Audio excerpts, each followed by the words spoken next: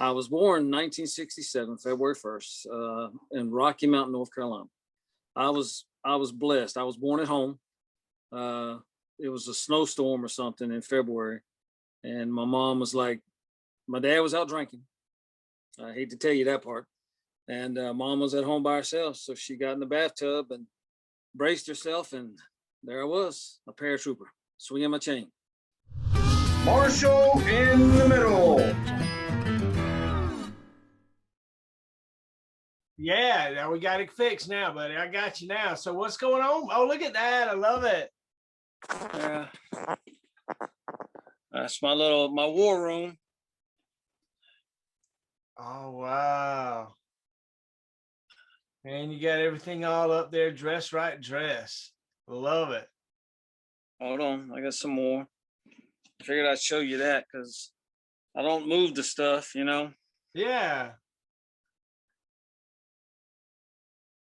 And then here we go, as soon as you enter. Well, I should show you as soon as you come in. As soon as you come in, I don't know if, can you see him? No, your video's having trouble catching up with you, man. Maybe it'll come out real good. Oh my God, look at that 80-second patch up there, man. Yeah, that's what I was trying to show you. Oh, that's my curtains. And then you come in, and then you got, and then up there, and then there's something there. I got more stuff I can shake a stick at. Isn't it interesting how much memorabilia you end up with over your time? And I don't say that to diminish it at all. It's really amazing the love that's shown to all of us as we transition through our career, you know, with plaques and different things, right? Oh yeah, I used to go to some of the I want to say it's Cal something. He was the S2 and at Bragg a while back. I know it ain't Calhoun. But I went down with him to Fort Stewart, Georgia to see Maddox one time, and saw Major Maddox. And then he showed me his war room. He had the whole wall. So I set up the war room. Yep. I love it. I love it. So, you know, as you start placing things around and you start to look at them, what do you find yourself really, really proud of that's in there? You know, is there some one of them that really really kind of really special to you? Like if it's something caught on fire, you'd grab it from the other ones, you know, and run out with it? No, probably that one. The one with the Jumpmaster right there and the static line snap hook? Yes, that one. Oh my gosh. Tell me about that plaque. Where's that from? That one was when I left Bragg the first time. I mean, I know you remember Flag, RV. RV. And, I was working in the 3 shop then. And I shouldn't say the first time. I'm trying to remember now. Memory's going. That was when I got picked up for recruiting. And yeah, I got picked up twice. Every time I went to Bragg, they sent me somewhere I didn't like. Yeah, so that was an interesting thing, right? It was like you would go somewhere and then all of a sudden you wouldn't be there no time, and it'd be like, no, we want you to go somewhere else, you know? I figured my sign was for rent. Because I didn't stay in one place for long. Even when they put that, you know, when you come back from overseas, 2-year stabilization or something, it didn't happen. I came back from Korea and was at Bragg 1 year. Next thing you know, I was PCS in the Bliss.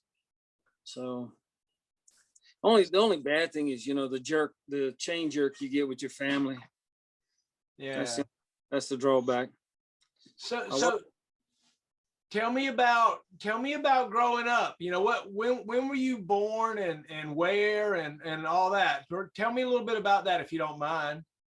I was born in 1967, February 1st, in Rocky Mount, North Carolina. I was blessed. I was born at home. It was a snowstorm or something in February, And my mom was like, my dad was out drinking. I hate to tell you that part.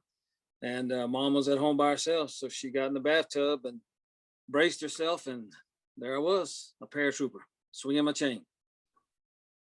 Bald-headed even. That was my cadence, one of them. And so grew up in North Carolina. Worked on a farm. Ooh, have mercy. That was work. After you were on a farm, going in the army was easy. Yeah. But I was blessed. My older brother went in the army. And I used to, whatever he did, hey, if it was good enough for him, it was good enough for me. But he would come home and he had money, friends. Back then, you would get Polaroid shots of his girlfriends. And he had quite a few. And I thought to myself, I'm going in. It was that simple. Gonna get the girls, I'm going in the army. I wasn't blessed like that. I'm not pretty enough. So, yeah. But he was pretty. So, yeah, I went in and shoot, back in 1985, Fort Bliss, Texas. Tell me about that. I mean, Fort Bliss is either really, really cold and windy or really, really hot. Well, back then it was November and it was really, really cold and wet. And to me, basically wasn't as hard as, I mean, I don't know. I grew up, worked on a farm. Shoot, man, you get up early, get abused, and didn't stop. I was like, forget that.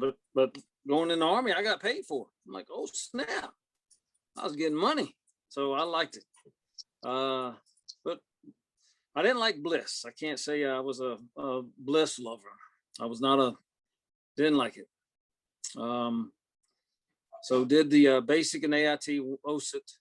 I was a 16 Romeo back in the day. And I liked it. I don't know, Toad or SP. Bragg had Toad, but my first duty station after basic, I went to airborne school, and that was the best. And fell in love, with Fort Benning. And after that, I went to Fort Carson, Colorado. It was like the furthest away, somewhere I didn't want to go. And I look back on it now, and I'm like, man, they had everything. The Royal Gorge, where you can go and they bungee jump or whatever. It had rock climbing, skiing, and I got to do all that. But back then I was just young, and I didn't appreciate it. Plus, I wasn't in any relationships, so I was just doing anything you wanted to do. That's what I went in for. I went in, I had a blast. I wish I'd have been smart about it and worked on the college earlier. I got the college, but I guess I got it too late. Yeah, so that was, you remember, Army was marketed to us as a way to get to college. Not that, and so many times we were just like, oh, we'll get to that, after we get out. But of course, if you stay in, at some point, you got to get to college. And it's like, what in the world? Well, I mean, it's like Sergeant Major Lincoln. He went and got his degree. I mean, Rayner, they went and got their degree. And guess what? Booyah, they shot up. To me, I was in Carson. I was, drinking, or, the loud life, I should say. And I didn't want to, I guess, sacrifice then. And which is my own fault. You look back on it and go, man, if I'd have just took a class. But it's like you work all day, you take a class at night, and unless you're disciplined, now I was disciplined, but I was disciplined for the Army, not for the schooling. So it just fell to the wayside. And I got picked twice out of Bragg to go recruiting. So I've got the gift of gab. And when you go out recruiting, it's like this: teams, training, education, adventure, money, travel, service to country. And I wanted all that. I got it all. And airborne school was the pinnacle. I tried to go to Bragg. My first assignment, my brother he was down there. And so I was like, nope, I was on orders for Carson. I was like, Mother Hubbard. Yeah. Then from Carson, I went to Korea. that was when it was 261. I think somebody posted a picture of a yearbook. I don't know if it was you, but I've got mine, and I was like, wow. And see, we used to do that stuff back in the old Army. I consider that, you would do a yearbook, and at first I didn't want it. Just like I got one from when we were in 3rd or the 4th, and I think I got one picture in it, and it's we're doing, my picture is the platoon one on the day they did the platoon when I was there, but then they did a retake and I wasn't there, so I wasn't in it. So the only one they got is me, and at the time, I don't know if it was Sergeant First Class Staggered or, because soon to be First Sergeant Staggered, was standing here looking at me, and I'm looking at him like this. So you get a side shot of my head. I knew it was me. And then there's that one picture that we took that one time. I was in that one. I love that one. I don't know. There's no other unit. If you ask me, I just said I was 82nd. I loved it. I couldn't get enough of it. But the more I got of it, the more they sent me away. 2 tours recruiting, Bliss, then Bliss to Korea on I think it was the worst assignment because we went over there as a battalion, but then you lost the benefits. You didn't get the people that were already over there, they were getting all the pay. So it's kind of like you going to Iraq, but you don't get no special duty pay. And I was like, I didn't like it. I mean, not so much for me, but for the soldiers that were having financial burdens. And we did it. And I was like, that's the worst thing I ever thought you could do to a soldier, is take money and then you're letting the other ones have it.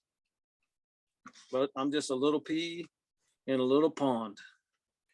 So you were always known as being outspoken, right? You weren't afraid to speak your mind, and it was pretty well known. But you always did it in a way that you were well received.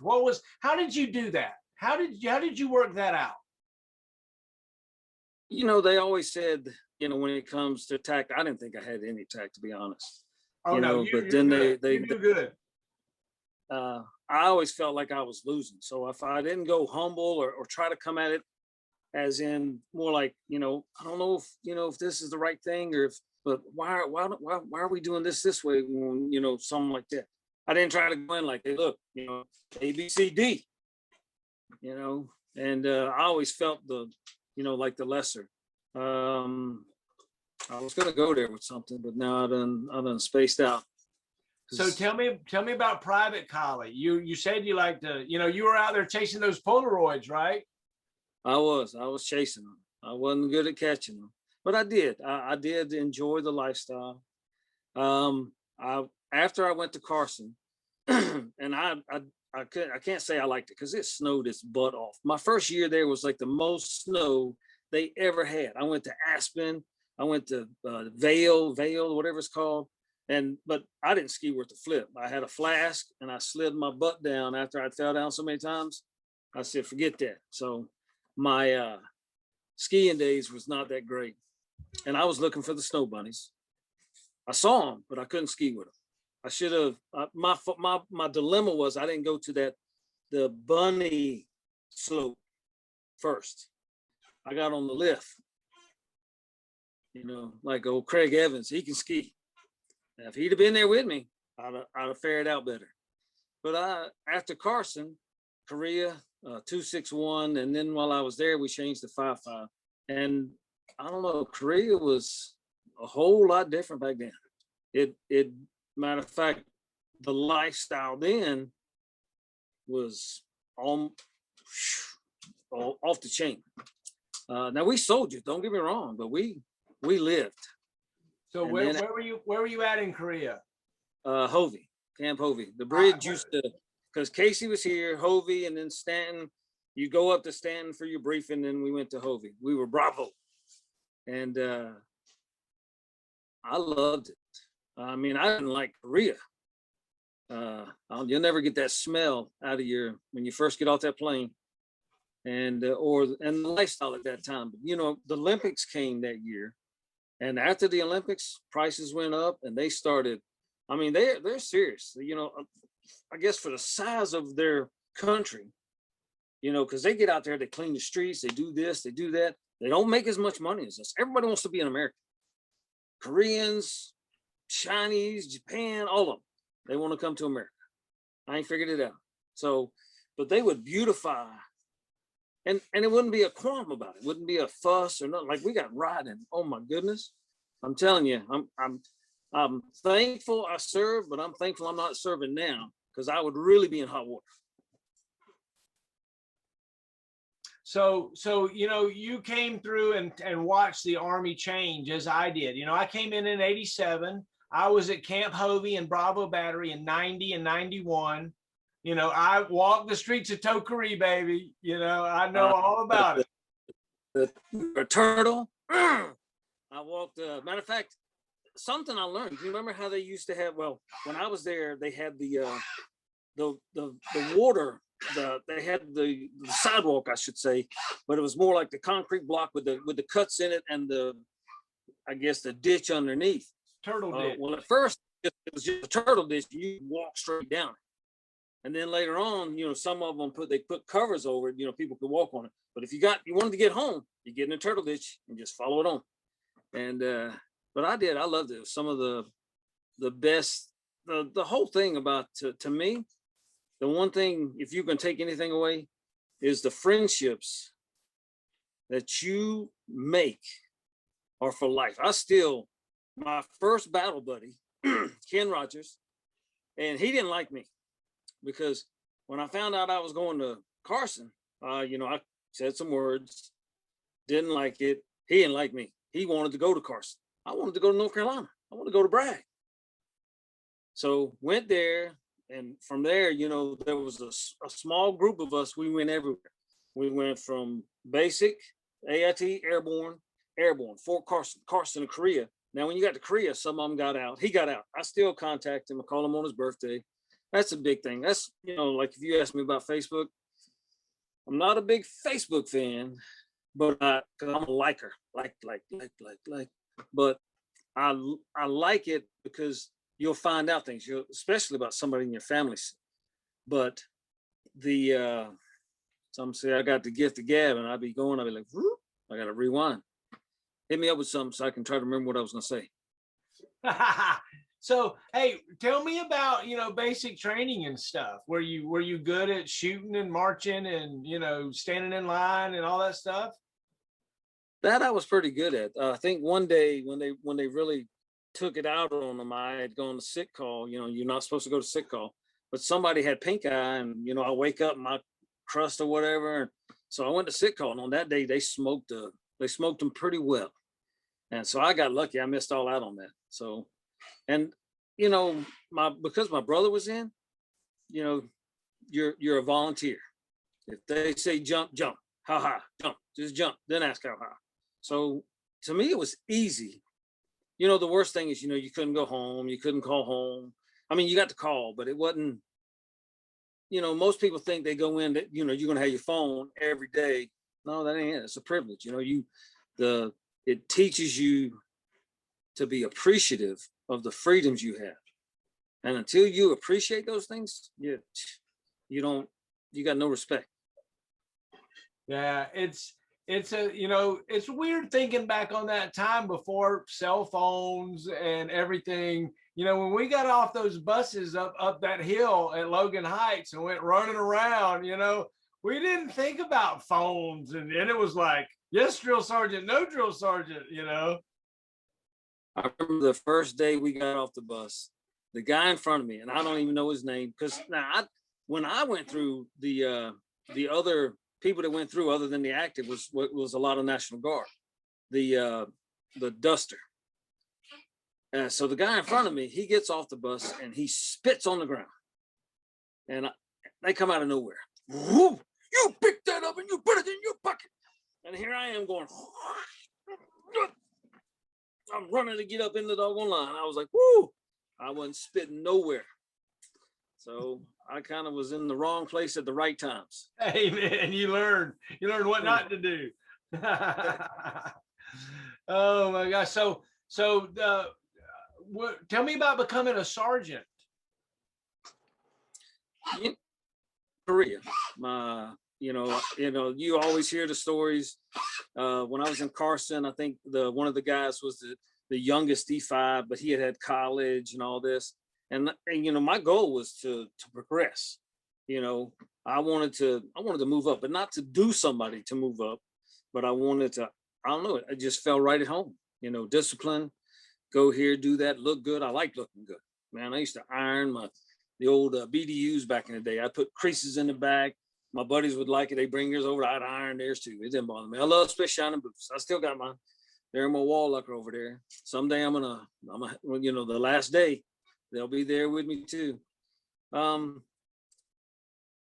Whew. I know you were asking about the after basic.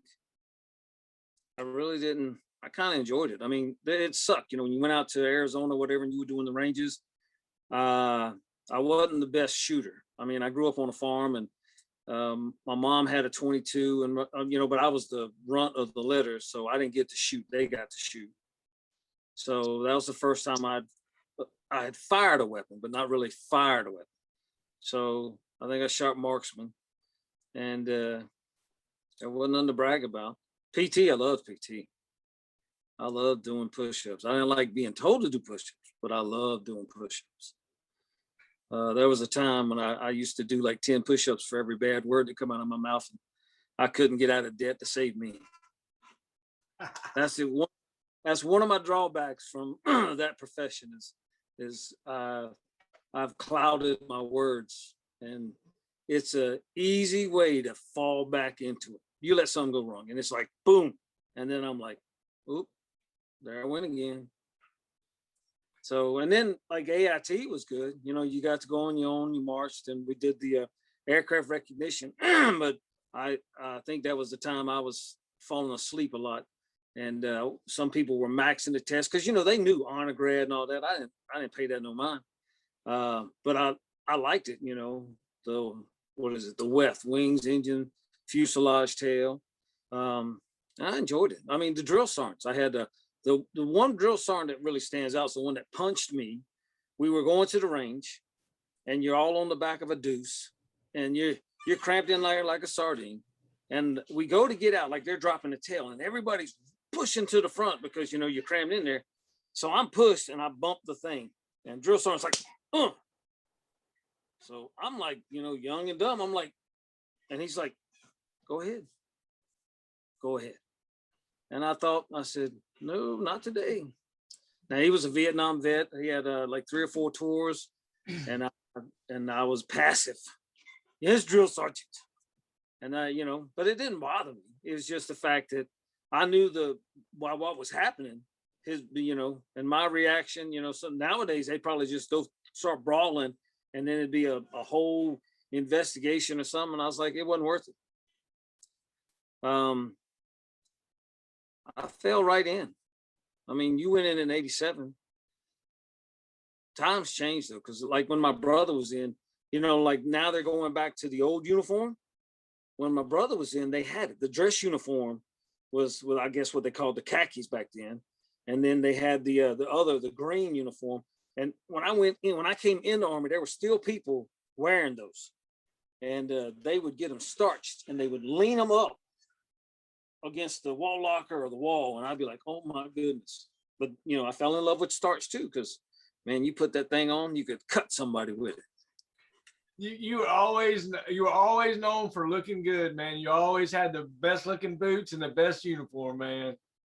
When I went to I learned to, when I went to Carson, I got boarded for the promotion board, and then I ended up going for a soldier board, but I was PCSing. So it was like, all I was doing was CQ, staff duty, because they went to NTC as I was, PCSing out, or me and my buddies were PCSing out. And so I, in my mind, I learned that, most people don't want to go to the board. They don't want to do that.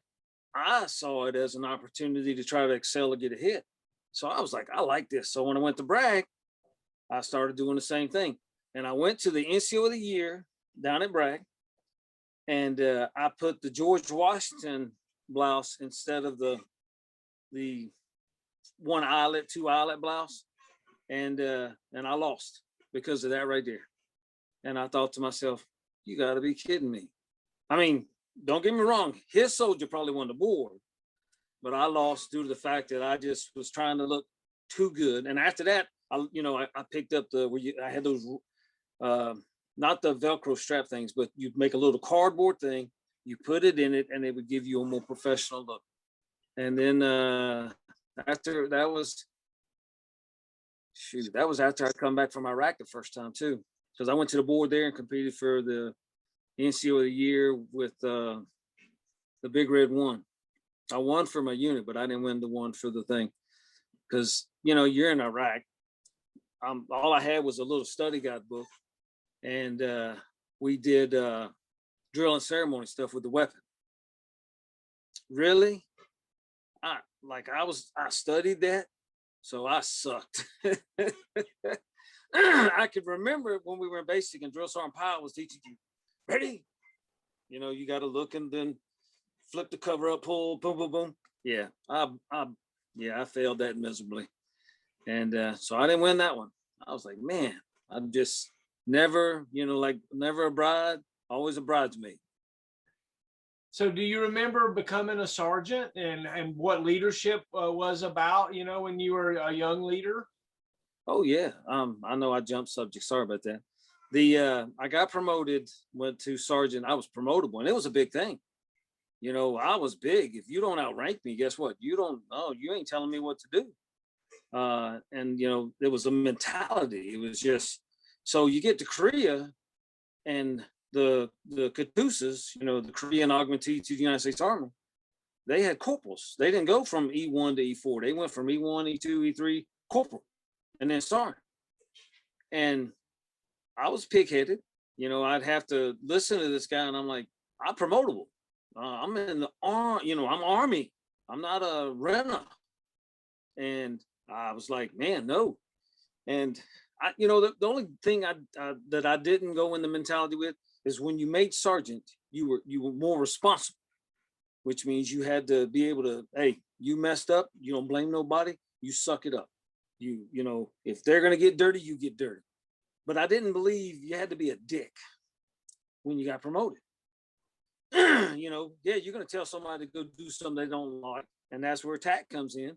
You're gonna have a poo sandwich, but you can have lettuce with it, and tomato even, but you're gonna have a poo sandwich, and voila. But I had some great leaders. I had Petite when I was in Carson, Bridges, and there's one more I had when I was in Korea. But I mean, I had some great. Bridges was awesome. He had been struck by lightning. They told him he'd never walk again, and so he was. To me, they were the mentors that I wanted to be like. Because Sergeant Major Adams, the Sergeant Major, and to me, he was a mentor. I didn't, he chewed my butt. That was butt chewing's a freak, and but to see how they acted with individuals, how they acted with soldiers, how they were when they were with the, when he'd pull all the first sergeants in, and I would be like, boom, and I said, that's what I'm going to do, and that's how I'm going to do it. The old rule is, you reward in public, you punish in private. Now I had my moments when you had to blast somebody just because I had some soldiers. Oh my goodness, I'd be like, really? My job's to take care of you, but you don't get to not do your job. So I got mentored, and my mind was, I just wanted to be as good as them. I never wanted to be better. I was hoping that along the way you would pick up, you take qualities from each and every one. And I loved it. Man.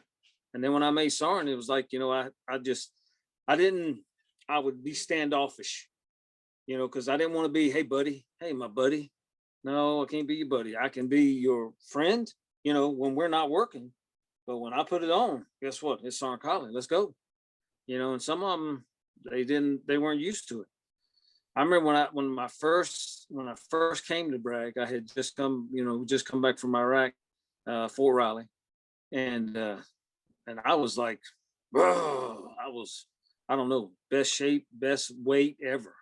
And I remember being on a push-pull detail, and Sergeant Major, I think he's Sergeant Major Bruin now. He was, I'm not throwing him under the bus, because when we went to the heavy drop, I didn't like heavy drop. So you know how the gut truck would pull in and everybody would brake and go that? See, I wasn't used to that. I was used to, unless the sergeant said you could go, guess what you didn't do? You didn't go, so I about lost my mind. Hey, come here. What do you think you're doing? Everybody's like, whoa, whoa, whoa, it's the gut truck, blah, blah, blah.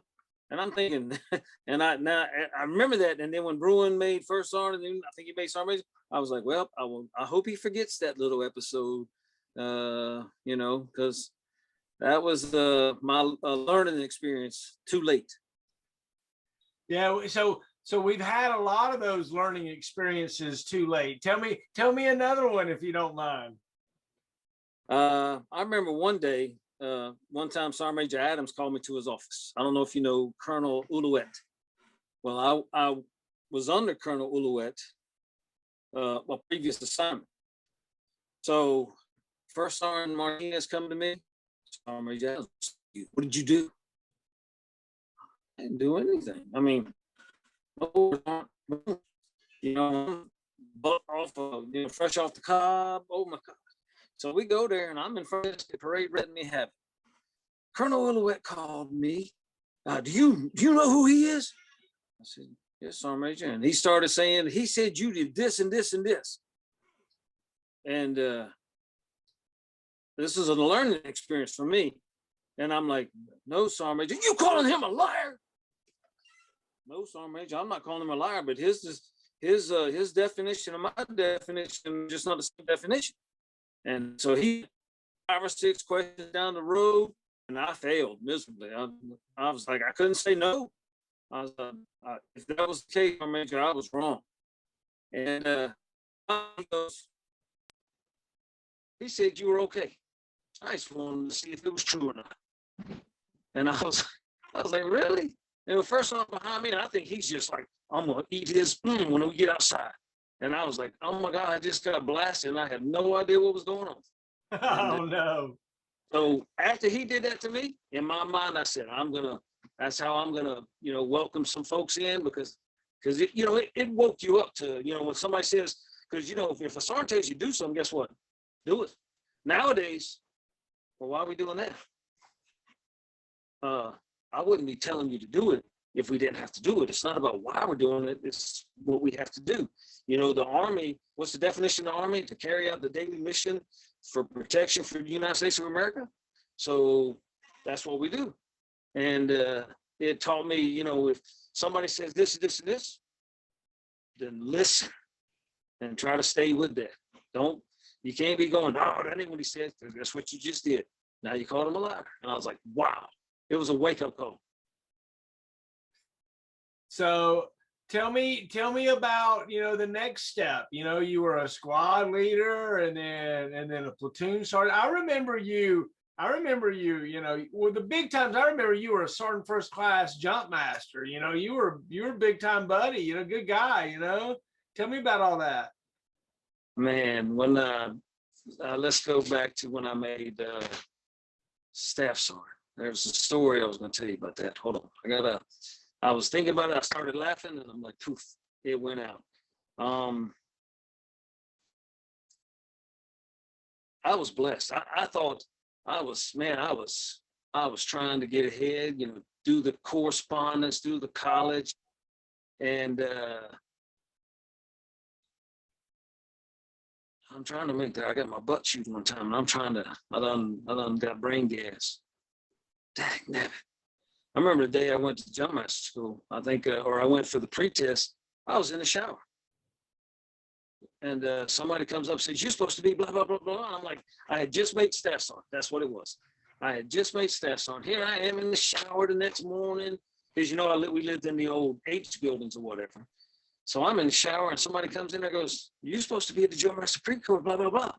And I'm thinking, well, when were you going to tell me? So I jumped out of the shower, went and got dressed, grabbed my house pack with frame, boom, boom, boom, all my air items, went down there and passed the, I forget what it's called now, where you go through and you get your slip. And next thing I know, I was going to Jumpmaster school, and I was sitting there going like, wow, man, it just like that. But I remember, you know, flag, Sergeant Major Maddox, we were all competing. I remember when I first met Evans for the first time, and I mean, we were all sergeants, and everybody's got their own intake, because, you know, Evans was Soldier of the Year. I think he was NCO of the Year. He competed at the higher level. And a question came up one time like, well, you know, do you think, I'm going back to being a squad leader, that's why I got to break it out. He was like, well, do you think if a person this and this and this? And I was like, no, man, if you outrank that person, then you're supposed to step up. And I was one, I'm not going to step down.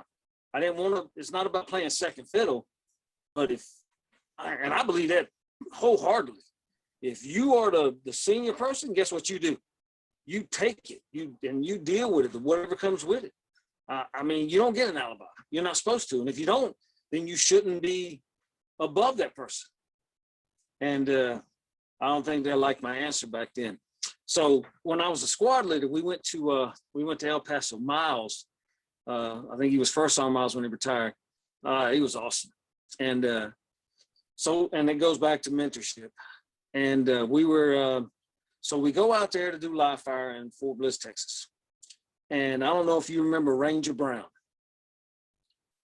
And he was a gunner and one of the ones, and I was a squad leader. So they took me out of being a squad leader because Brown had a Ranger tab, but I outranked it, and I had a quiff with it. I wasn't happy at all about it, and I just thought it's because, you know, somebody didn't like me, and I'm like, man, this is wrong. I mean, hey, if you'd have told me I had to have a Ranger tab before I could stand in a leadership position, then I'd have probably went after the Ranger tab. So we went to go qualify, and Miles was a squad leader and I was a gunner. So you had to learn, you know, when you get past a certain step, you don't pay that no mind. You remember it, but you're not verbatim. You know, like every time I went back to Jumpmaster refresher, man, I tried to be verbatim. Jumpers, hit it out, keep your eyes open, chin on chest, elbows tight, side, hands on your reserve with your fingers spread, just slightly forward the waist. Boom, I was wanted verbatim. And so we were there, and Sergeant Major Adams was there, and I asked, could I, ask him, speak to him, and we did, and I just told him, I said, I didn't think that was right. And then once we got back, guess who made staff sergeant? And guess what? I didn't have to stand to the left. Now those individuals again, I had nothing against him. I mean, Ranger tab, hey, that ain't no joke. That they don't, we don't give stuff away like candy anymore. And so I always thought I was getting the short end of the stick. Have you ever seen the movie Kingdom of Heaven? I have not. If you get a chance, watch it. It's I'm trying to think of the actor's name. He was the guy that was in Pirates of the Caribbean, the young guy. I'd ask the wife, she knows everything. Baby, she might not talk to me. I'm probably still on probation. If you're married, you're on probation. That's just how it goes. So tell me, what's the main thing that gets you on probation? If I speak, breathing sometimes. Oh, that's great. I'm terrible. She'll say something to me, or if did our son do this, and I'm thinking like, I don't know, and then she'll call him, and I'm on probation. Oh, I'm like, yeah. I'm supposed to be the first sergeant. It's not, I'm supposed to be, what is your soldier doing? Where is he at? Why is he there? Back to the leaders books. I thought, now the concept of all that is great, because it taught you like tier levels as far as leadership goes. But the only thing that I disliked about some things, when I come up in the Army, if I did something wrong, it was my fault. I got punished. But as I progressed, it got to where if you did something wrong, I got punished. And I'm like, wait a minute. When I was a private, I did something wrong, I got punished. One time when I was Fort Carson, my first song was Otis T. Burden. And I guess I picked up my verbiage from Otis T. Burden, because he would say, get you to the, and right now. And that's what you do. So we had chaparrals back then. And so they were out in the field, and we had a storm advisory coming in. I told you it snowed like crazy. When it comes to weather, I have bad luck. When I first got on recruiting duty and went up to Massachusetts, guess what year they had the most snowfall? My first year in recruiting in Massachusetts. So I got to go get the Jeep because First Sergeant wants to go out, and we're going to bring all the chaparrals in because of the weather advisory. So here I am. I pull in the fuel tanker guy. I need gas. He gives me fuel. Well, the fuel tanker guy was on drugs. So this is funny. So I filled up the Jeep. I went to pull out the motor pool, and guess what? I got the snow chains on, you know, and I'm sitting here thinking, my car's right there. Let me get my pogey bait because I'm going out there. I'm gonna be out there a while. So I got my mask, my weapon. I had brain gas. From here, I'm talking 30 feet. I jumped out of that Jeep. Well, when I broke down, I was right in front of the fuel point for the GOVs, the government vehicles. And guess who would happen to be sitting there at the gas pump, saw me when I jumped out? MPs. They pulled right around there, right in behind my doggone Jeep. And I'm running back with my bag like, oh, no, it's me. I got it. It's me. He reaches in. What do you think he gets? He gets my weapon. I'm done. They frisk me, cuff me, put me in the back, and put my weapon. They take my weapon, and they took me to my first sergeant, Otis T. Burton. So we get there. I'm like, my head's hanging down like this, you know. And so they give him my weapon, and they give me over to him. And so he's like, Collie, let me get it right. Mother. Collie, put your hand out. Don't you ever do that again. And get your hands down the motor pool and get that vehicle because you let that man put diesel in that vehicle. You get it now. I was running in the snow because I had my weapon. Oh man. I was like, whew, hey, I missed the bomb. Whoo. So that was a blast. Oh, isn't it awful when you're in trouble like that and you're just like waiting for like some nuclear bomb to come in and just destroy you, right? I was done. I said, well, I'm going to the brig, under the brig, you know. I was done. And the funny thing about it is, you know, when you said I had tact, see, there were times I didn't have tact. Oh, really? Tell me about that. I don't know if you knew Sergeant Major Davis. This is back in the 80s. Oh, I know Sergeant Major Davis. This is the same one. He's a pretty old guy. And he used to put us in the bleachers, E1 to E4, and we'd have a sensing session. We didn't call it, to me, it wasn't a sensing session. It was a B session. And 9 out of 10 times, when we were in those bleachers, we were in receive mode, not in Sergeant Major, this, that, blah, blah, blah. It was straight up, boom, boom, boom, boom, boom. And here I am on the front row. And a specialist beside me, he said something to the Sergeant Major, and he blasted him. And what do you think I did? I gave the head shake. Private, you got a problem with that? I went to parade rest. I said, no, Sergeant Major. Well, I said, no, because I don't want to be treated like he was just treated. And he goes, who do you think you're talking to? And this is where tact failed me. I'm talking to you, Sergeant Major. Like artillery, boom, you go get your first sergeant, you get your AWS, boom, boom, boom, boom, boom. So tact failed me. I went over and got my first sergeant, and he gave it to me.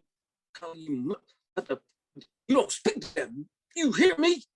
We get over there. I got 14 and 14. I didn't get an Article 15, but I got 14 days restriction, 14 days extra duty, just because I was a soldier, just because I spoke frankly.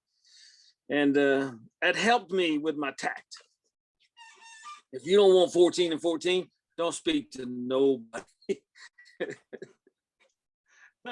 Amen to that, right?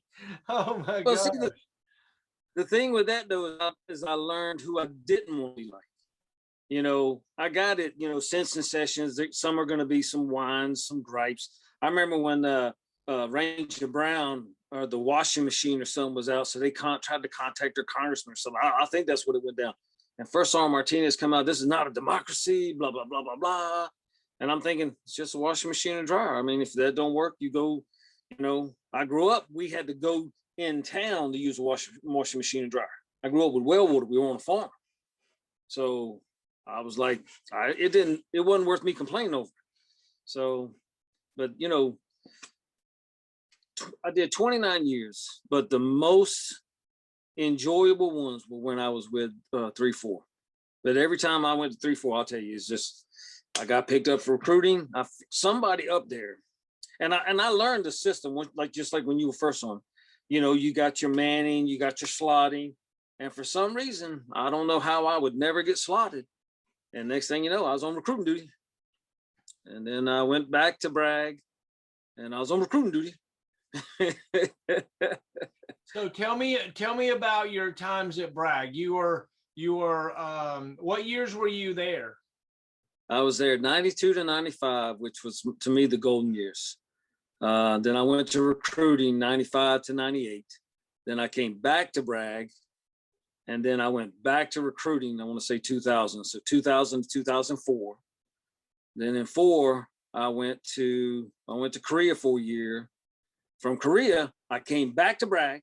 That's when Sergeant Major Stout, the airborne Messiah, Hooua, and I ended up being a rear detachment for Alpha because Evans didn't want to do it, and I understand now why he didn't. Oh my goodness, you know, it's one thing to take it from the, you know, your leadership, but when you deal with families, and I, you know, I had an experience with recruiting, but it still didn't make it easy.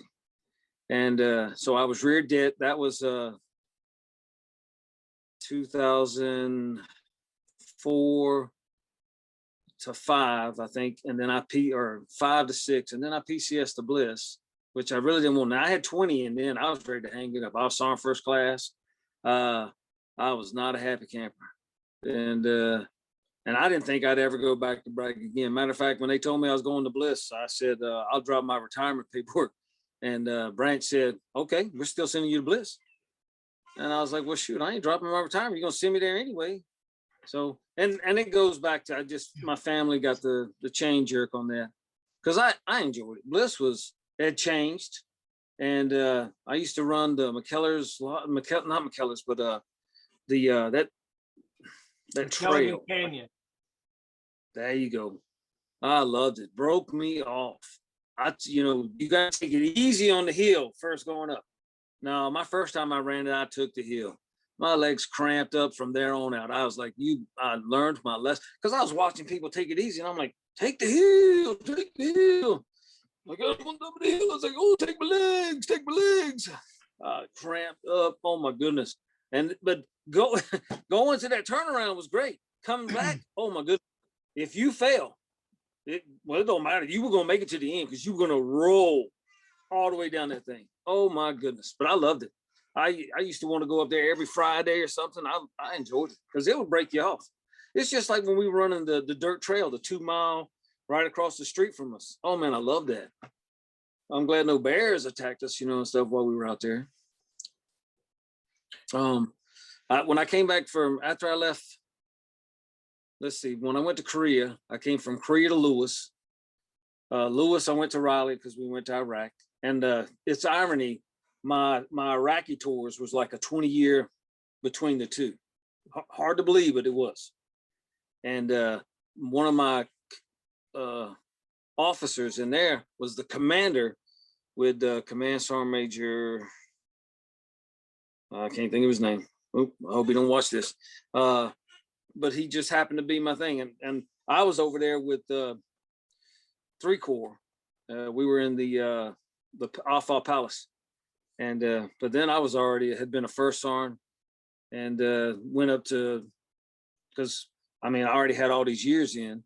So Williams came down. He was a first sergeant for the battery, because Sergeant Major Falk was a sergeant major.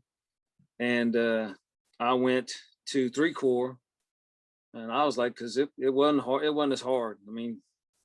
And so went to Iraq. And when I come back from Iraq, we PCS from Hood. I think I came back to Bragg, and that was in 10. And then I did 10 to 14, and I retired. And I mean, I was pushing to try to make Sergeant Major. I mean, I felt like I wasn't good enough, and I just kept trying harder and harder and harder. I worked, I came back, took over first sergeant of an HHB. And you know, the HHBs are not like a line unit, man. You can break somebody, you can dominate in a line unit. If everybody's on the same sheet of music, oh my goodness, you could plow. You get the HHB and you got six dragon heads, you got no control, you got a sergeant major in the 3-shot, you got the big CSM, you were a pawn. And but I did it because guess what? My philosophy was, if you're the senior person, guess what you do? You take it, and that's it. So I came back to Bragg, took over HHB, and I think the first year, the year that I thought, if this is it, make it or break it, I was going to make it. I didn't make it. And then the next year they changed it where you had to have 5 years, and you know, broke my heart. And I was like, I can't do it. I mean, I'd already had 6 years first sergeant time, because that's what they said. You needed 6 years first sergeant time. And my philosophy was, if that's what you're going to say, then hold everybody to the same thing. But see, some people that came out on the list, they had maybe 1 year first sergeant time. And I was heartbroken. I was like, yep. So then I went to up to the 3 as the ops sergeant major. And I did that for a year. And then the second year, Sergeant Major Adams came in. And I think he's still acting. I'm not sure where he's at right now. But I follow him and see what he's doing. But and that was my thing. Even though I was, still 20-some years in, I was a senior guy. And guess what I was going to do? I was going to do that. I didn't take a back seat until the sergeant major came in. I knew I was going to retire, and I was like, that's it, I'm done. So, but I wasn't in 3-4. That broke my heart. I came back. Lincoln was like, Plotnick. I don't know if he made sergeant. Yeah, he made sergeant major. So it was first Master Sergeant Plotnick, then he made sergeant major, and he was with 3-4, and I got pushed to 1-7, and that broke my heart. I didn't know anything else but 3-4. Nope, none from 1-7, because I had, Sergeant Major Dominguez was awesome. I had some good sergeant majors. Sergeant Major Adams is above par on everything. So I'm not sure who you're. Take a moment and tell me about some of the soldiers that you had. Tell me about some of the folks that you're proud of that you had in your formations. I was, I had thought about that when we were going to discuss this. I mean, like from Bragg, Paro, Undergrove. I might even say his name wrong because he don't even put his name on Facebook. One of mine who's he's a master sergeant, and I know he's gonna make sergeant major. He was when I was at Bliss, right before we PCS to Hood.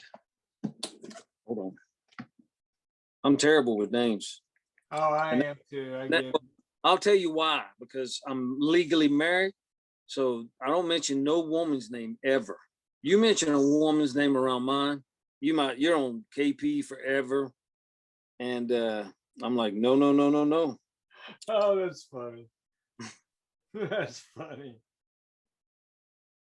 Yeah. Hold on, I got because I still talk to some. I mean, some of my battles, Evans, yeah. Langford, Connor. But this one soldier, man, was, Hayes was one, and McCoy, a sergeant I had. Some of my battles from recruiting, Brazel, Anderson. But my one that I tell you that I think was probably the best soldier as far as everything combination, Royal. I had the privilege when we went to Iraq. I want to say I did the ceremony from him, from sergeant to staff sergeant. He came back to he came back to Bragg. He went with the 3-4. You know, we didn't call it 3/4. You might as well. That's a soup sandwich. You know, you don't say that. It was 3rd of the 4th, and he made sergeant first class. His mom was retired first sergeant, so she pinned him. And then when he went to be a master sergeant, and then he went back to being a first sergeant. He called me, and I hadn't look. When I first retired, man, I kept trying to go back to Bragg. I stayed down there for a little bit. I didn't want to leave it.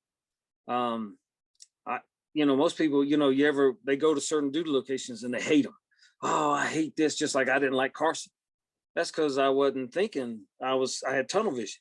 I was only thinking, you know, I'm here, I'm miserable, I want to go home. No, and there was so much to do. It was unfathomable. And then, you know, in Lincoln, Sergeant Major Lincoln had made it so that he had extended, so you could go and do things in Virginia, South Carolina, and I mean, it was awesome. I'm thinking, see, that was outside the box. You know, if you have the soldier's interest in, you know, then you'll succeed. You know, but you got to be a parent. You know, you can't just give him everything. I'm not saying he did. I'm just saying, but he would go above and beyond. I was like, and that's, you know, that's was a model for me. But Royal, he reached out and contacted me and asked me would I come and promote him, and I went back down. I hadn't gone back to the unit. I mean, I'd rather go to 3-4, but I retired. I was in 1-7, so I hadn't gone back. It wasn't the same. I mean, I'd have put it all out there for 3-4. Isn't that wild how like you almost feel like you're a traitor in a way if you don't if you're not serving in that place. Isn't it weird, right? I had and I had, you know how you do your regimental affiliation. So I did my regimental affiliation with the 3rd Battalion, 4th Air Defense. And guess what? They sent me from Bragg to Bliss. It did. And I was like, I'm affiliated. Guess what? It didn't matter. And then when I came back to Bragg, I'm thinking, man, I'll go to 3-4. I mean, yeah, I'm older. My legs are not as good, but I took my chances.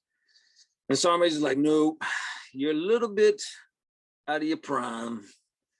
And so I ended up going to 1-7. I don't regret it. I mean, I still love 3-4, but if I were to go down, I just want to go down 3-4. So it was, so if you could go back and do 1 year again someplace, where would it be? What time that'd be period? Oh man, I would go back back in the 82 to 85. I would have never left. I think when I made sergeant first class, this was the drawback. I didn't the year prior they promoted one, and I came out. I think Maddox came out the year prior. Maddox, I think Evans, and the year that I got it, only one air defender got promoted. And I used to get mad. Sergeant Major Adams, you know, a long while back, he took us all in the York Theater, and he gave us a rundown on this is how promotions work. You follow me? You need to do this and this and this. And if you're not trying to go with this glide path, then don't expect you're gonna be above the crop. So that was my thing. I was like, okay, I'm a boom, boom, boom. So when the promotion list come out, I used to be bad. When I'd see who made it, I'd be like, hold on. I need to see his file. You need to put my file next to his file, because if he beat me, I need to see where he beat me. You know, because I was doing boards. I was a disgruntled loser. Sorry, I was disgruntled. I wasn't a loser, but I was disgruntled because I didn't win. And but I came out on the list, but I came out on the USAREC. And I'm like, man, somebody done sold me to the devil again. And I hate to say that because somebody will be watching this going, man, recruiting's not the devil. No, but the way it's like the only pride you have is self-pride. It's like you're being, there's no reward in it. Yes, you're going out and you're recruiting, because I recruited some people that made sergeant major. Gross, Douglas, Coutois. He was some of the best soldiers. He didn't make sergeant major, but he'll probably be watching this, be like, man, you put me in a sergeant major class. Well, he was a good soldier. I'd have promoted him, you know, because that's my mentality was, if you were better than me, you need to be promoted ahead of me. And there were people that were better than me and they didn't get promoted. And that was humbling, because I'd sit here and I'd be wanting to, because if you remember, Flag was always trying to get promoted. He was on the boxing team, the chorus, but guess what? Flag, and I always felt bad because I'm like, he's a hard-working somebody. And I could never put I never knew the matrix on how to help somebody. And then when it affected me, I was always thinking, put my record next to this person, because if you beat me, hey, you got it. But I was competitive. So tell me about the end of your career. Tell me about, how you decided to hang it up and everything. Tell me about all that. I was we had just come back from Iraq. And I was like, now I'm gonna tell you, deploying, I liked it. I didn't get enough of it. It's like I bounced around so much, I would always want to go. But you get there, they're deploying, guess who's not going? You're not going. You're part of this or that, and I'd be like, man. So I come back from Iraq, and I was like, where do I go from here? I'd already been 2 years up there. I'd already done my 4 years. I already had 4 years first sergeant time, 4 or 5. And I was like, man. So I called Branch. I wasn't going to drop Evans' name. I called Evans, man. He's the man. And I was like, I'm ready to retire. Can you send me back home? In my mind, I was like, either I get promoted or I don't, but I'm going to hang it up. So I had got my degree. I had finished some college courses, but you know how the board works. You don't know what they're looking for. So I had a major in business, or I had an associate's in business, but a major's in a bachelor's of science. And if I'd have, retrospect, my last 28 credits were all criminal justice. So I'm like, man, if I had more time, that's the bottom line. But I didn't need more time. I had time. I squandered it. I didn't make it. So I went and I got the degree, tried to get it into the board. And where I really knew I was going to hang it up is when I didn't make it the year Plotnick made it. The next year, because I was changed, I was gearing up. I went back to being a first sergeant. Boom, boom, boom. I was getting everything ready. The board, the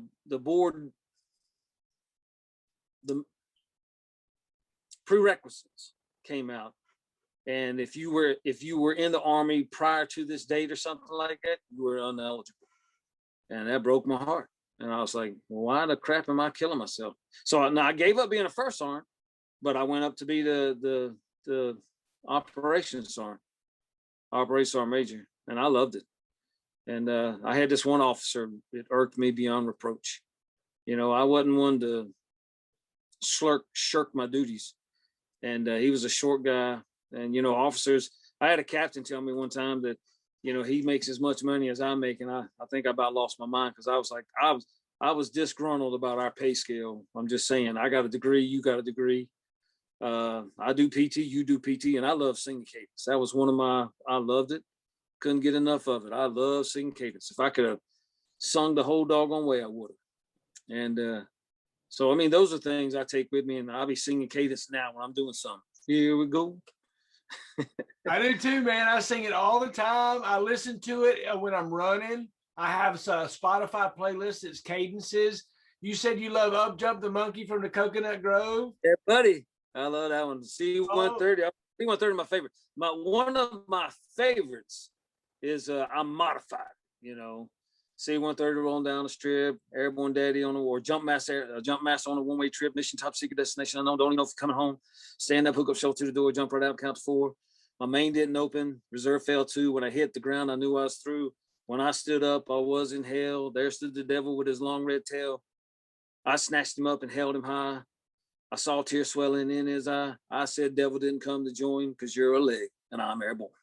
Yeah, I love it. Yeah, that's awesome, man. That was one of my, I got blessed. I got to Sergeant Major Adams took me when at the 50th year anniversary of D-Day. June, matter of fact, it was June 6th, 1994. And he took me and Surratt and all the first sergeants, Martinez, Lear, I couldn't tell you the rest of them, Rogers. He took all of, when I jumped into Normandy, France for the 50th anniversary of D-Day. And no, I didn't, not all my jumps were perfect. I'm blessed though. I don't know if you remember First Sergeant Ortiz, he broke his back, I think. And I mean, don't get me wrong, you know, when jumping more than anybody, you could do everything right and it go wrong. Or you could do everything wrong and it'd be the best jump you ever had. So we jumped into Normandy, France. And I couldn't believe I went because they had like 6 slots. And it was the sergeant major, all these first sergeants. There might have been 8 slots. And they had 1 slot left. And Surratt got one. And I wasn't even thinking about it because they had a competition, you know, whoever does this. And all the officers were, boom, they jumped in. And my colonel, Yoblik, who I hope he sees this, I'm on with Facebook with him. And that's why I keep up with the, I like keeping up like that. You know, you get to see what they do. Some people post everything, what they ate. I'm like, no, I ain't got time for that. I don't try to put no drama, leave the drama to the llama. I just follow it to see, you know, if something's going on with the families or if something happens, like, you know, we just lost Sergeant Major Falk. Really, he went to the Jumpmaster in the sky. So I don't say we lost him. He got called up, and that's what we're all waiting for. We're all waiting to get called up because he's jumping now for the big man. And I go off on a tangent sometime, I tell you. But so we jumped into Normandy, France. They had watered down the drop zone, and we did it. You know, it's a reenactment of the jump. So we're supposed to jump somewhere, Normandy or whatever, but we jump in St. Mary and Eglise. Matter of fact, when they marched through the city and the jumper that got caught on the seat. So here we are, getting the door. You know, I don't know if everybody on the doggone was a jump master, but you know how they say, if you're a jump master, you get a door position. I was a last jumper. I was like, oh my goodness, last jumper's got to be a jump master. So boom, we go out, good tight body position, 1,000, 2,000, check canopy. There's one tree on the drop zone, and I'm like, tree. I start slipping away. Well, about that time, the first people that went out were landing on the ground. And they had watered the whole, I don't know if you ever jumped in, they had watered the whole ground. So I saw this guy hit the jump master that was on I guess he was the first one out. And when he hit, water just shot up in the air. So here I was slipping from the tree. I was like, here we go, tree. So I'm like, you know, and I'm bracing myself like, I'm going to hit this tree. I'm going to hit this tree. So here's the field. Here's the tree. Here's a ditch and the railroad tracks. Now, all the old timer jumpers, they jumped all the great chutes, right? So they're all landing softly. So here I am. I'm like, I'm going to hit this tree. I'm going to hit this tree. And then I notice I'm not going to hit the tree. Oh, snap. Railroad tracks. Railroad. Oh, snap. So I'm trying to pull whatever I can do, right? So I pulled my body up because I'm thinking I tried to pull my legs up because I was going to try to clear the railroad tracks. Now, I know I'm wrong, but if I'd have caught it with my feet, it wouldn't have been pretty. So about that time, I came down just like this on the ditch with my feet in the water. And I'm going, oh yeah. Well, speak too soon. About that time, the wind caught my chute. And I'm in the ditch. What do you think's on this side going toward the railroad tracks? Briars. So the wind catches it. And I'm like, oh, snap. I'm trying to bust a riser. And one of the old jumpers, one of the World War II jumpers, steps on my chute. I got you, airborne buddy. Come on up here, get out of that ditch. So I got up out of the ditch. I didn't get drugged through the briars. And we walked the railroad tracks because guess what? The railroad tracks was dry. So the only thing I wet was my boots when I landed on the ditch. And that was one of the best jumps ever. So that's an awesome story, man. I love it. I jumped one time when I didn't want to jump anymore. I don't know if Flag ever told you about this story. I volunteered to go jump with the 04, first of the 504. It was a night jump, and it was Hollywood. I'm like, all right, Hollywood. You know, you got to have so many jumps. So do everything GovRo's on it. I don't know if you remember GovRo. And he jumped, I think he jumped his Alice pack. And I learned something. If you're gonna jump and jump at night, jump your Alice pack. Hollywoods are good, but they're only good in the daytime. So he jumps his Alice pack. I jumped Hollywood, and we land, we're at Sicily. And when we land, we had to link up because I think it might have been Charlie Battery had the vehicles they were supposed to shuttle everybody back. Well, you know, they're going to shuttle theirs first. Well, I'm Alpha. And so here we are, we're at the thing. Well, when we get there, I don't know who it was. I think he was in the 3 shop, but we were going to walk this way to the road to meet the vehicles. Well, we didn't go that way like to the bleachers. We went that way.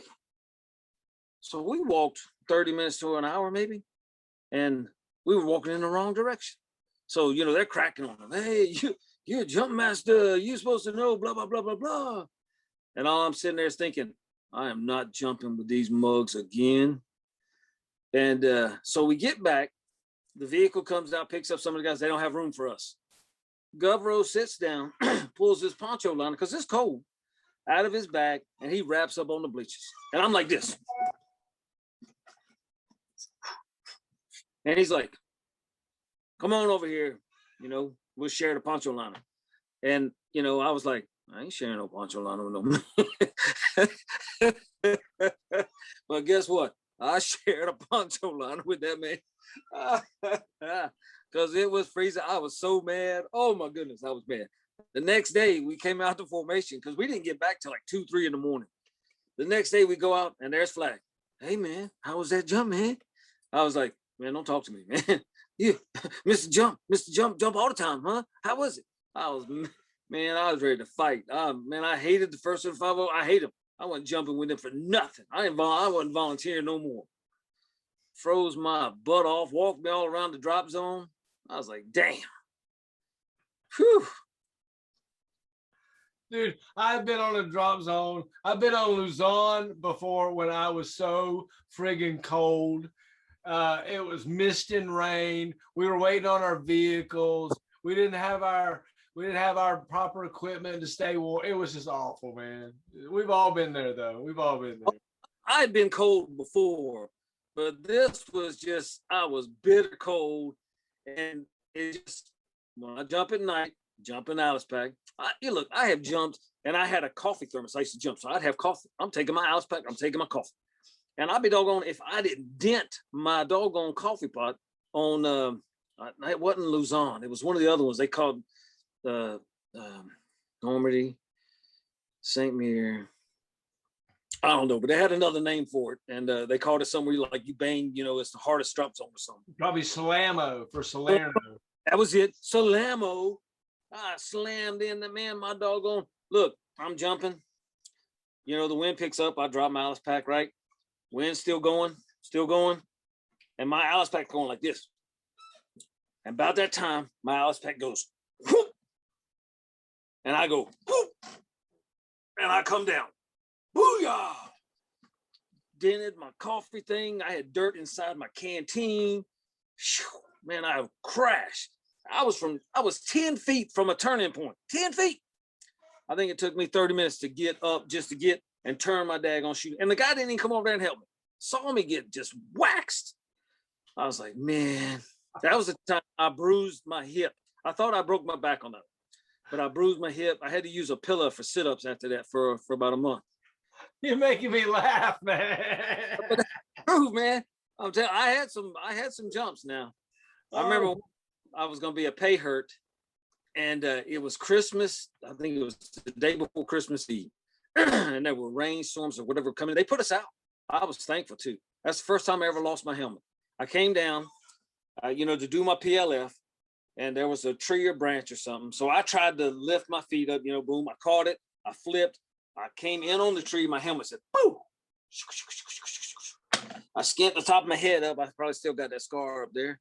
And but guess what? I was adrenaline was running. I was excited. I was getting. Then it started raining on us. I didn't care, man. I got out. I wasn't a pay loss. Woo! And I was like, "Yep." Tell me about Jumpmaster School. I love Jumpmaster School. The precedents had already been set. You know how back in the day, you know, when the Department of the Army takes over something, you know, you got to have meals, you got to have this and this. And Jumpmaster School wasn't like that. Jumpmaster School, you either know it or you don't. I think that was the biggest responsibility ever. Because if anything goes wrong in the aircraft, it's you. And I wanted to be a Jumpmaster. I'm not fibbing you. I didn't go to the 82nd. You know me, I didn't want to play second fiddle. I don't try to be better than anybody else. I just wanted to be the best of me I could be. And a lot of people didn't like it. And I, you know, and I would try to, and I would speak up in a heartbeat. I didn't like the B word and complaining. If it ain't broke, don't fix it. And if there's something wrong and you don't have a solution, then don't say nothing, because all you're doing is whining. If you got a better way of doing it, then I'll do it your way. But Jumpmaster School, I got off tangent there, sorry. But Jumpmaster School wasn't like that. It's either this way or no way. And when I went through Jumpmaster School was probably the most, that's when everything went, you know, a different way. I was in Jumpmaster School March of 1994. That was the most, other than going into combat. And yeah, I was in, we went through the minefields or whatever. I was on a Vulcan when I went to first Iraq. The track in front of me, the Vulcan in front of me got his track blown off. My squad leader, even though I was a sergeant, maybe sergeant promotable, got off and helped them with the track, and I provided air defense while we were in the minefields.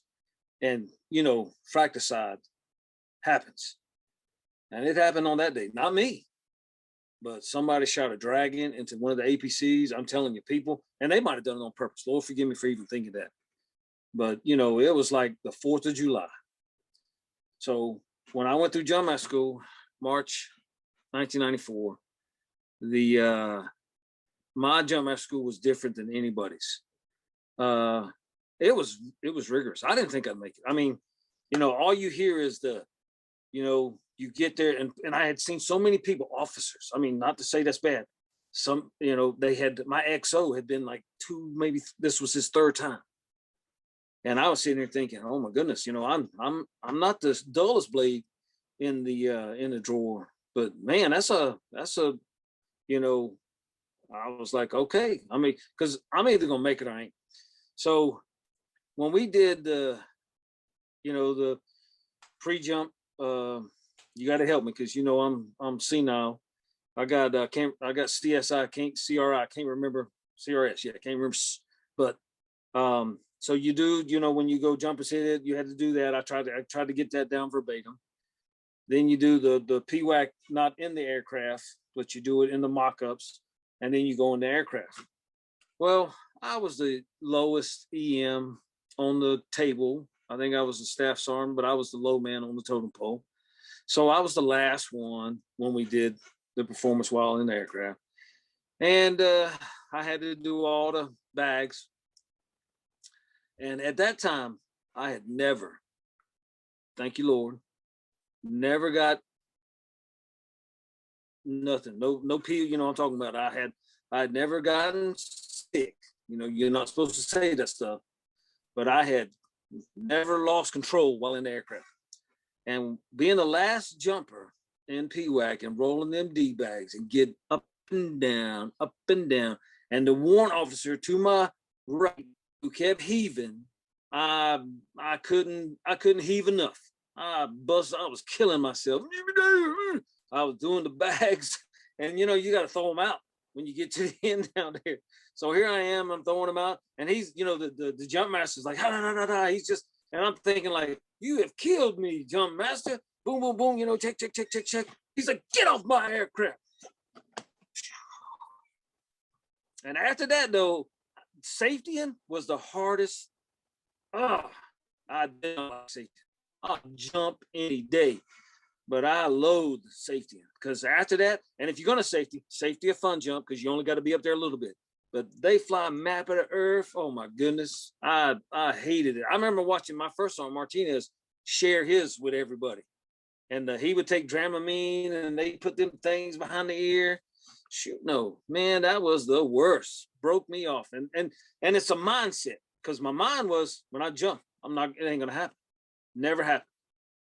When I did that safety, man, it broke me off.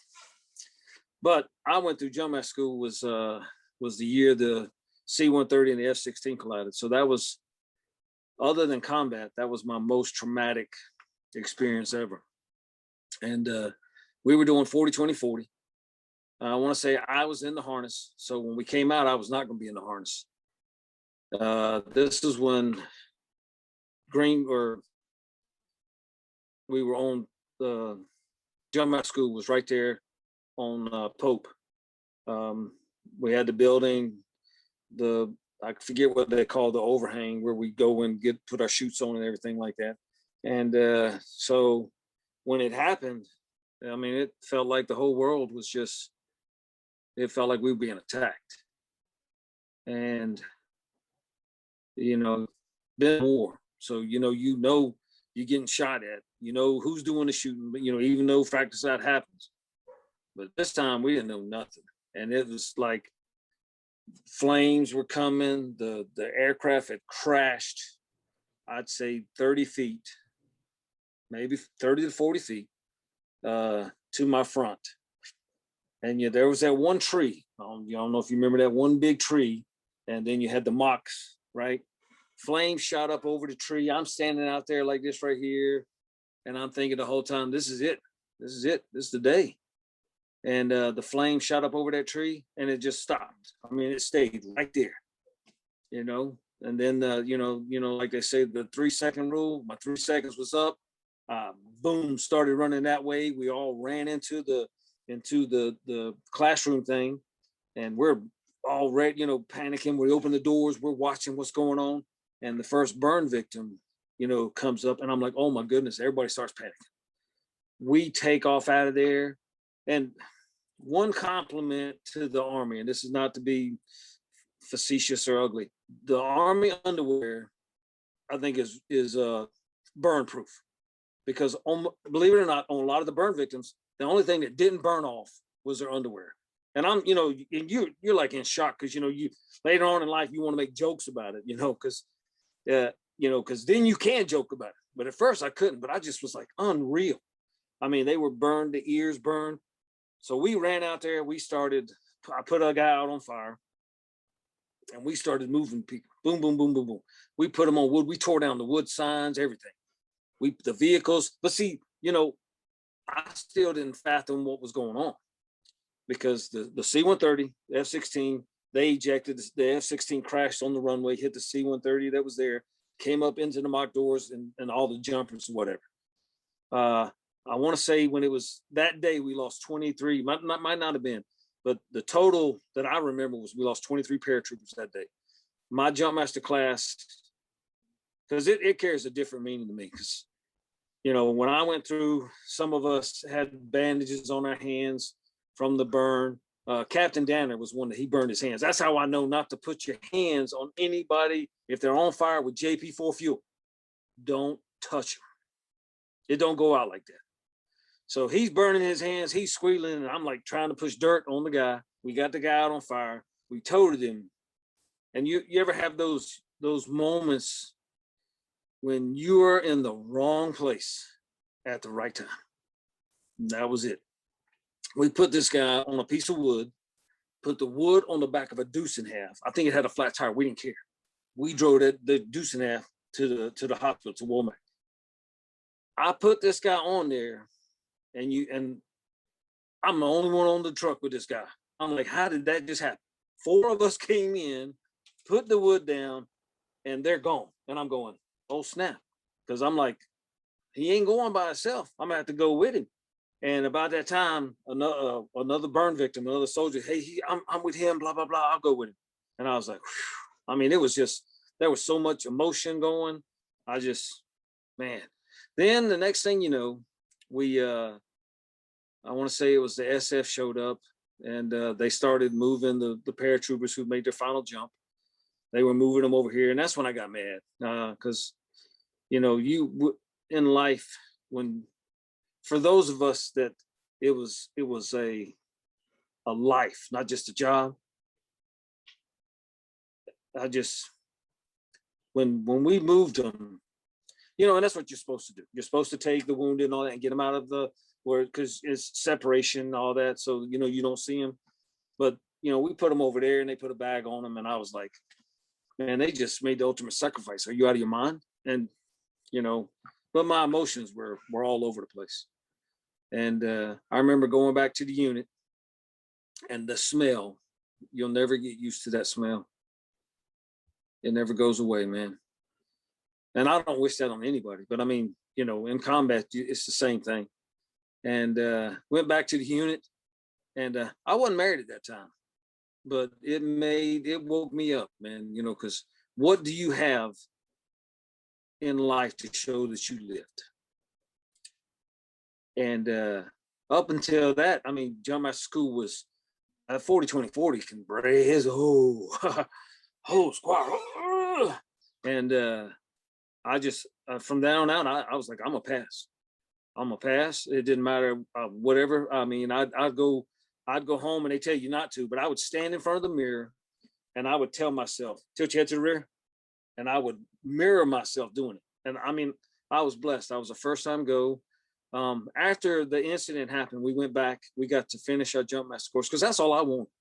You know, I was upset at how the thing went down. I mean, I'm more upset that it even happened, because my belief is if we lose one, that's one too many.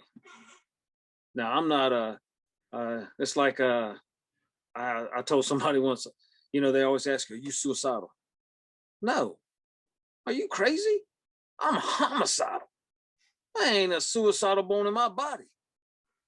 But the way people act, I'm thankful that I haven't lost it, you know, and beat somebody with something out there riding and all that crap. I mean, I don't believe in touching anybody, you know, with JMPI, and I'm gonna touch you.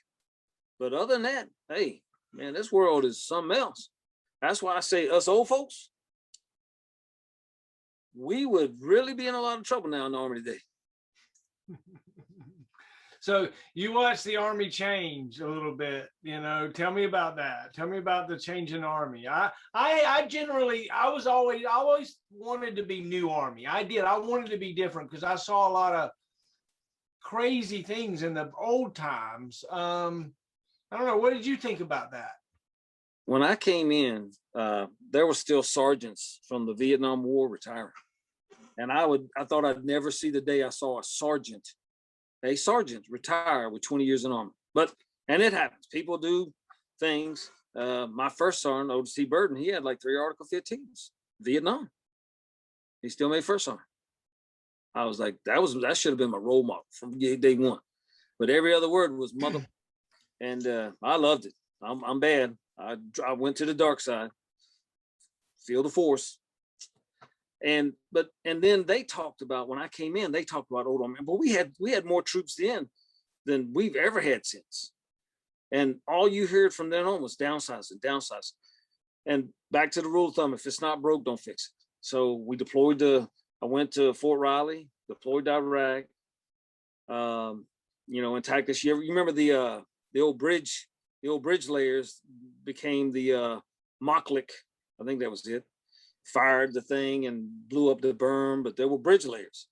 And the uniform changed. Every time I turn around, at that time, the uniform was like, had not been reorganized, reclassified.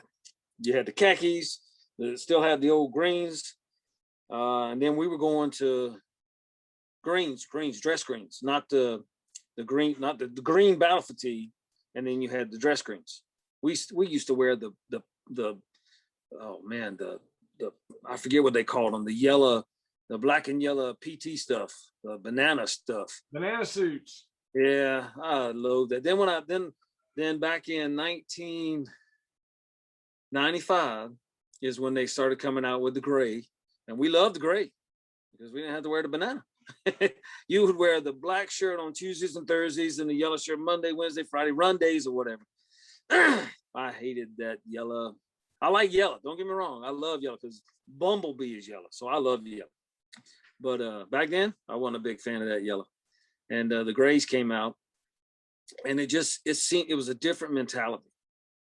When I first came in, it was shoot, move, and communicate. Boom, boom. It wasn't much of a question this or question that because, I mean, don't get me wrong. Common sense will tell you when you should question something, when you should not question something. If somebody tells you to, hey, I need you to go do this, it's plain and simple. It is not rocket science. You go do it. But today, oh no, I mean, back then we called it was talk back, more disrespect. And I was like, I didn't come up that way. But it changed. We went from a fast pace to a more technical. In other words, we advanced in technology, I guess, because everything started getting computerized. But see, the irony part, and this is like the emails, we had the Blackberries, and this, and you get a text and the email, and you had to stop what you were doing. You got 50 something. And I'd be like, I ain't care about poo about that doggone thing. But how did we survive without it? How did we, you had a training schedule. You had a short term, a long term, a short calendar, long calendar, but there was a plan. You don't need all that. But then we got more sophisticated, I mean, back then it was SHORAD, because HIMAD was the Patriot.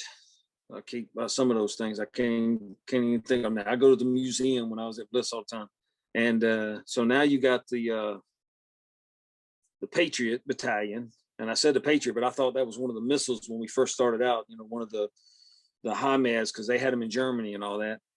And then, but I guess we progressed with time. But it was, when I first came in, it was more focused on the physical. When I went through airborne school, you had 0 week, ground week, tire week, jump week. And if you fell out on a run on Friday, you were going home.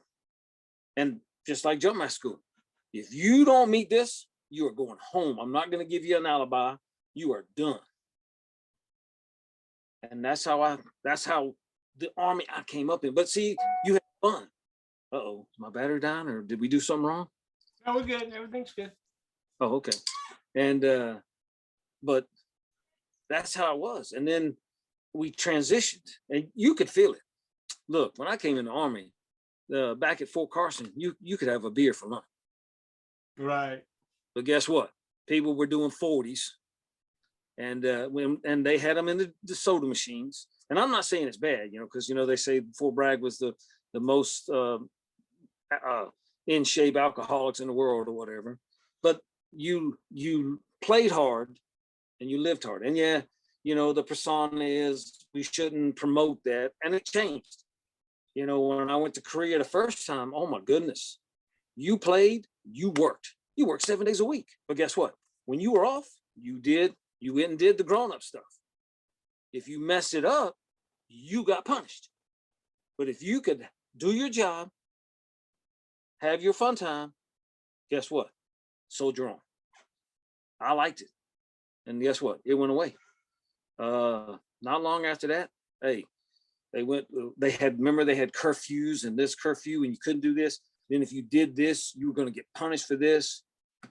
If you were single and you wanted to get with someone, that was adultery. And I'm like, well, okay, I'm going to get punished for that one. I don't mean to, but I play hard or I work hard. Well, I guess I'm going to get punished for that one. That one's going to get me. You're going to get steroids. I had to get married. I tried to tell her, I got to marry you. I ain't going to jail. Can't lose my career.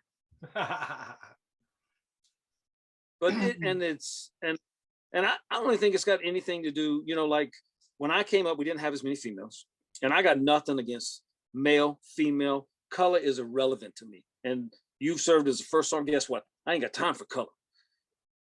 I'm gonna get in trouble.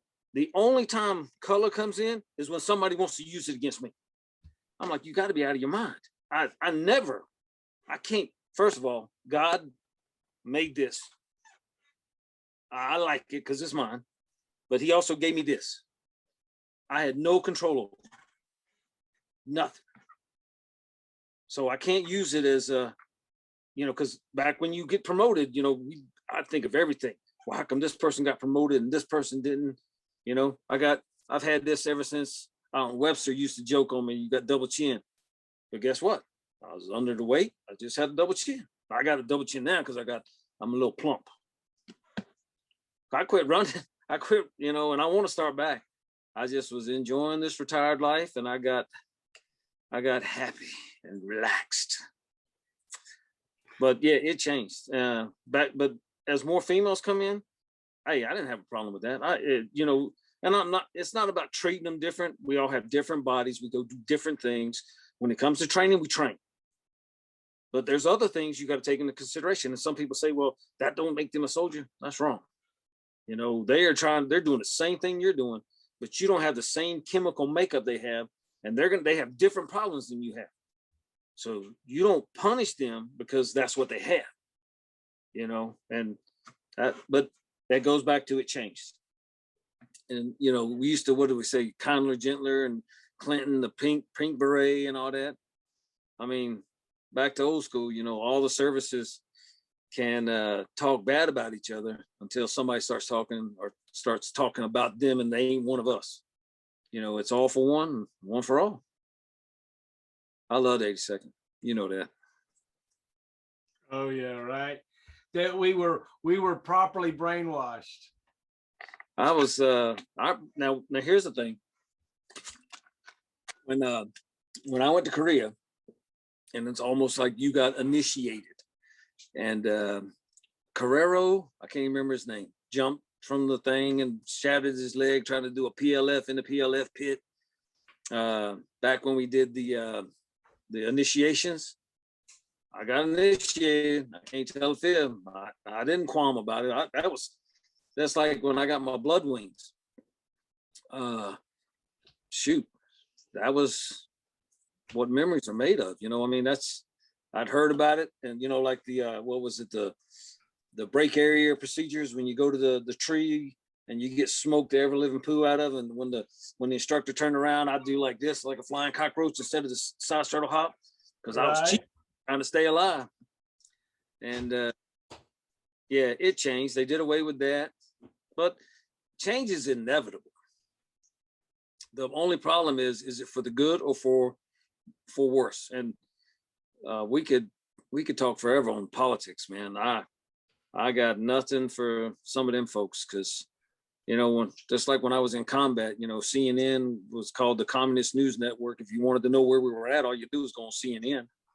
They know their country, we don't.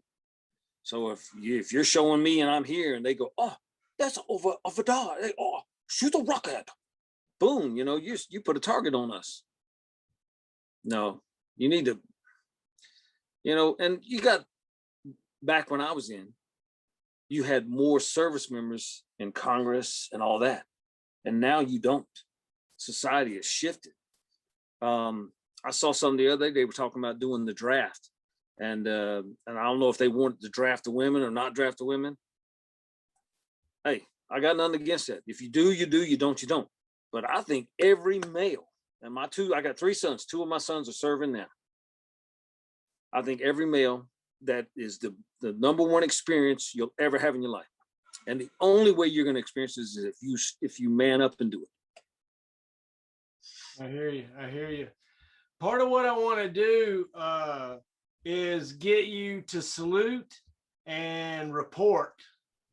And there you go. Look at you. And then also call your unit to attention.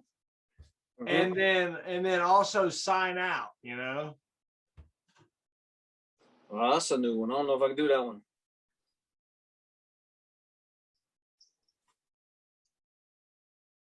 Hooua Hooah 6 signing out.